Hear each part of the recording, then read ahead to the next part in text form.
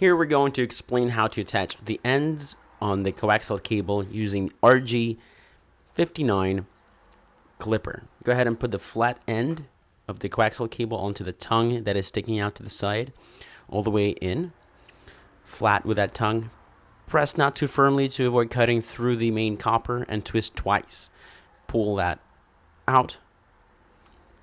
And make sure to remove any excess ground copper that may be attaching itself onto the main copper solid wire. Otherwise, there will be an interference in the signal. Make sure that there's no small pieces twisted around the main copper wire on the base of it. Sometimes it sneaks its way in there.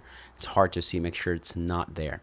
Go ahead and place this end on top of the wire, sliding the main copper right into the unit.